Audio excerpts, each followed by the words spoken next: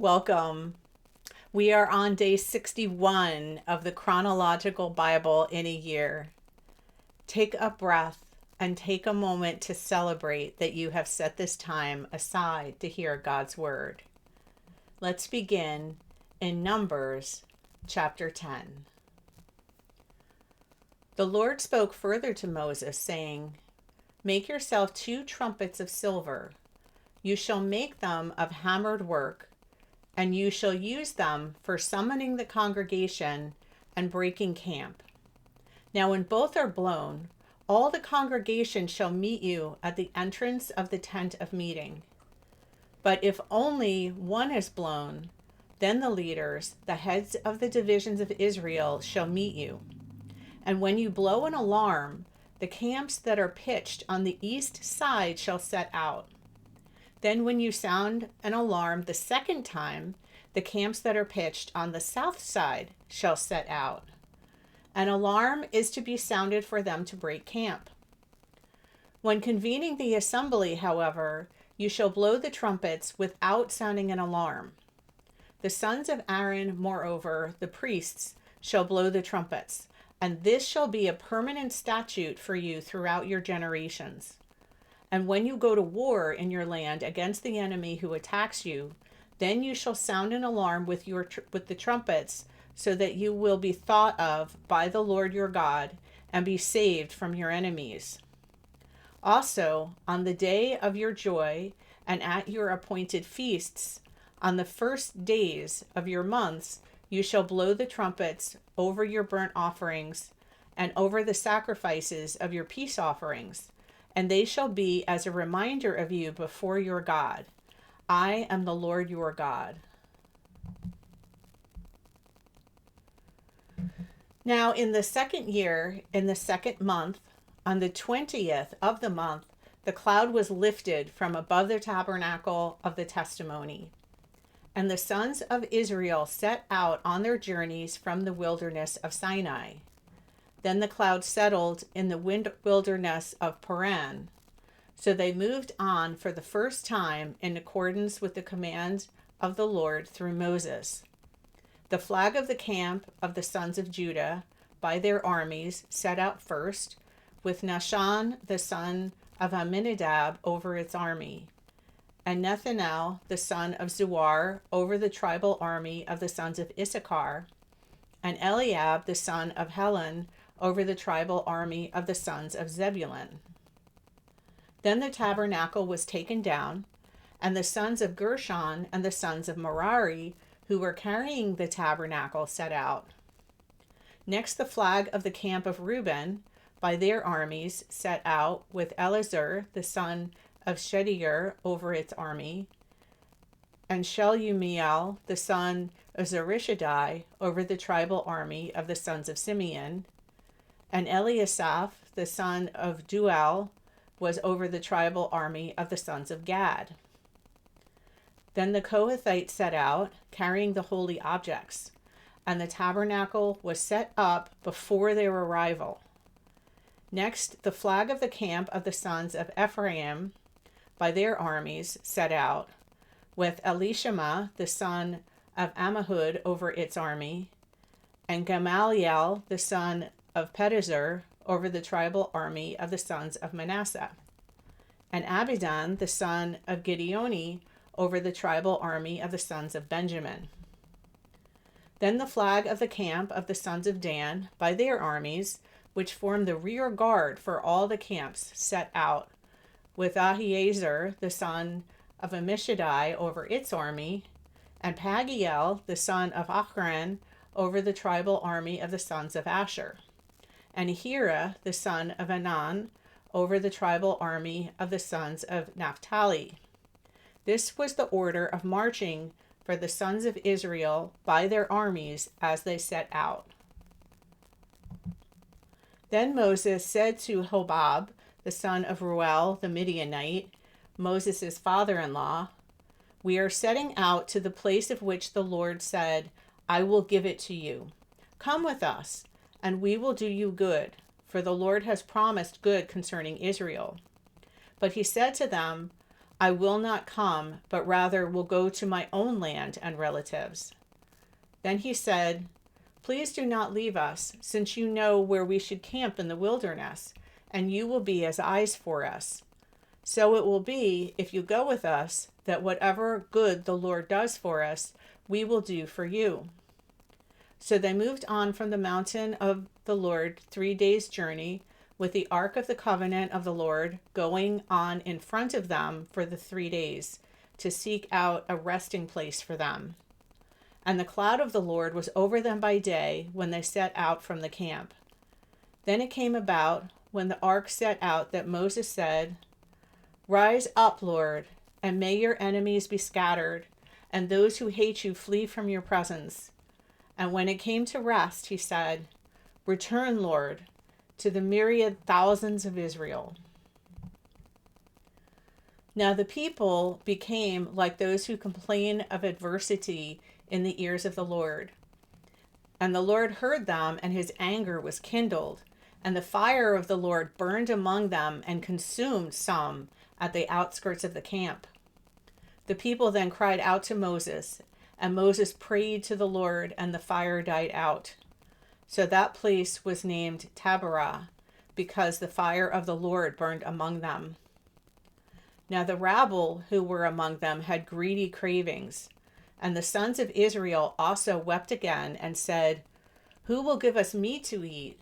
We remember the fish which we used to eat for free in Egypt, the cucumbers, the melons, the leeks, the onions, and the garlic. But now our appetite is gone. There is nothing at all to look at except this manna." Now the manna was like coriander seed, and its appearance like that of bdellium. The people would roam about and gather it and grind it between 2 millstones, or pound it in the mortar, and boil it in the pot and make loaves with it. And its taste was like the taste of a cake baked with oil. When the dew came down on the camp at night, the manna would come down with it. Now Moses heard the people weeping throughout their families, each one at the entrance of his tent. And the anger of the Lord became very hot, and Moses was displeased. So Moses said to the Lord, "Why have you been so hard on your servant? And why have I not found favor in your sight, that you have put a burden of all this people on me? Was it I who conceived all these people?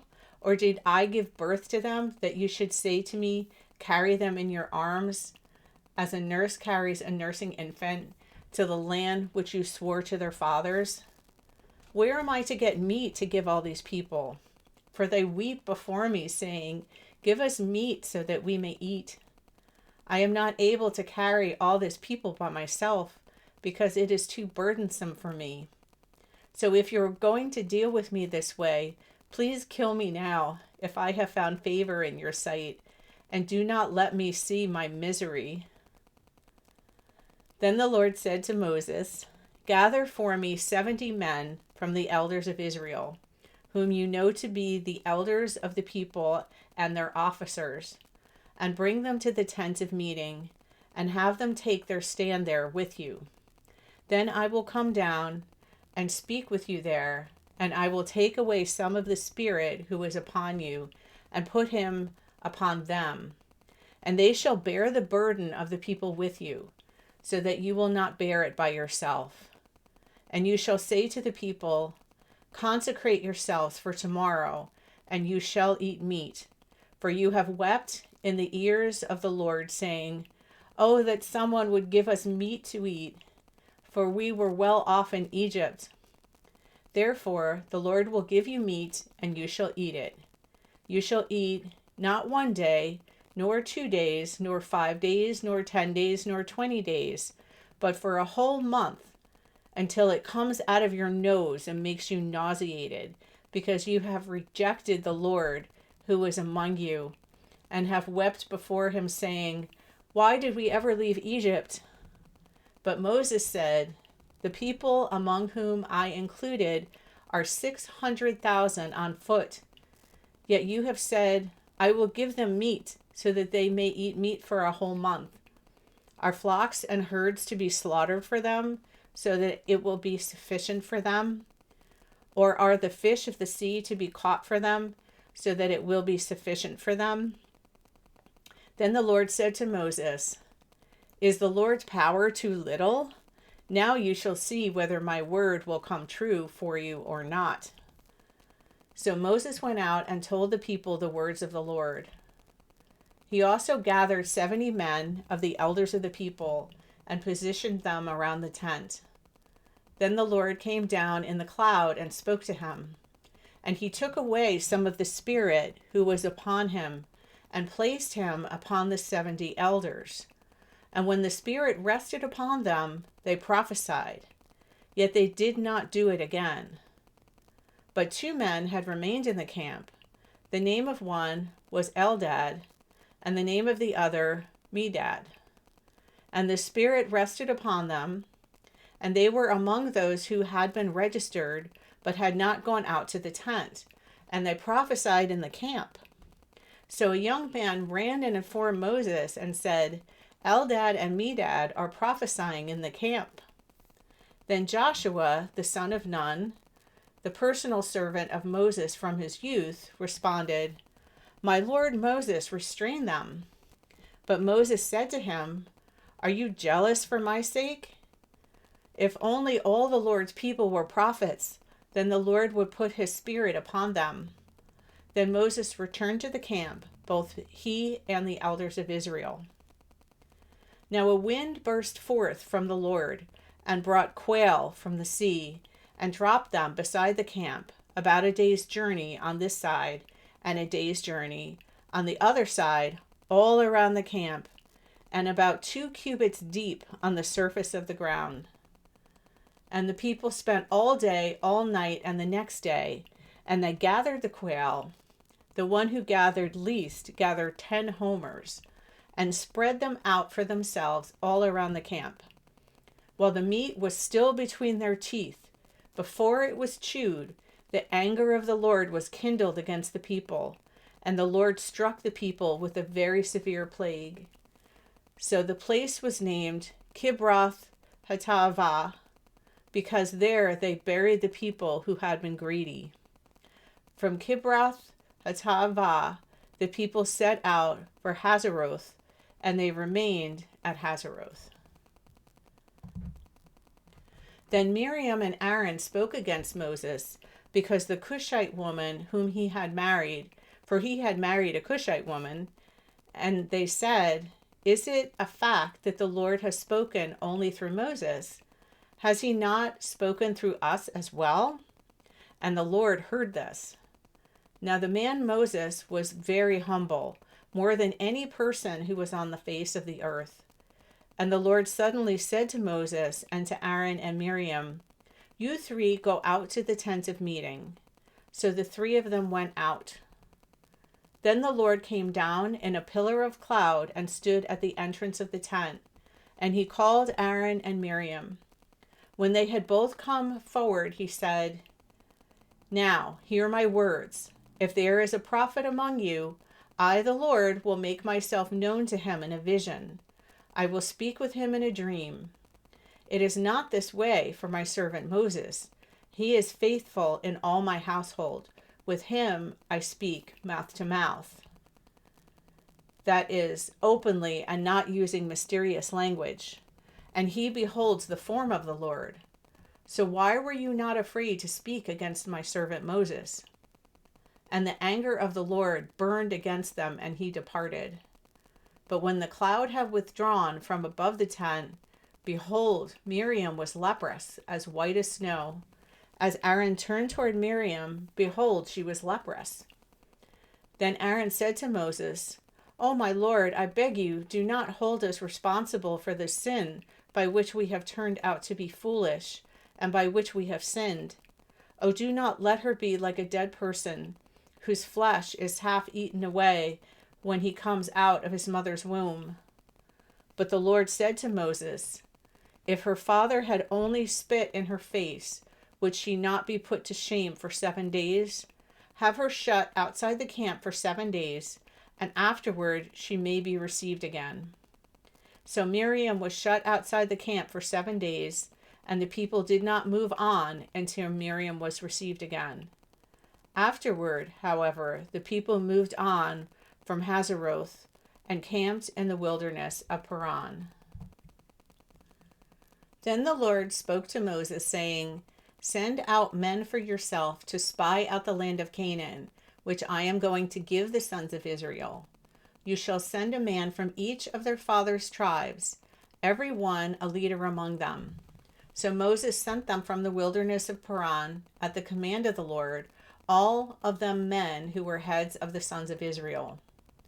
These then were the names of the tribes of Reuben: Shammua the son of Zakur; from the tribe of Simeon, Shaphat the son of Hori; from the tribe of Judah, Caleb the son of Zephaniah; from the tribe of Issachar, Egal the son of Joseph; from the tribe of Ephraim, Hushai the son of Nun; from the tribe of Benjamin, Palti the son of Raphu; from the tribe of Zebulun, Gadiel the son of Sodai; from the tribe of Joseph, from the tribe of Manasseh, Gadi the son of Susi; from the tribe of Dan, Amiel the son of Gamali; from the tribe of Asher, Sether the son of Michael; from the tribe of Naphtali, Nabi the son of Boshvi; from the tribe of Gad, Gual the son of Machi. These are the names of the men whom Moses sent to spy out the land.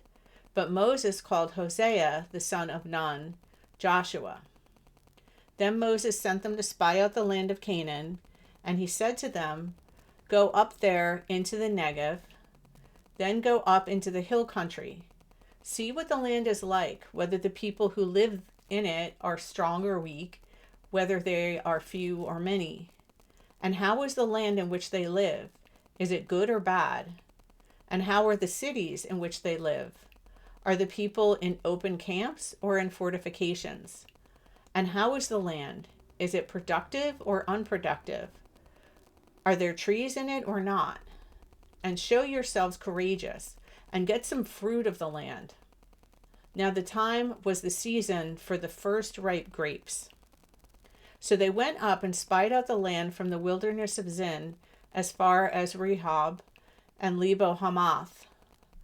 When they had got up into the Negev, they came to Hebron, where Ahiman, Sheshai, and Talmai, the descendants of Anak, were.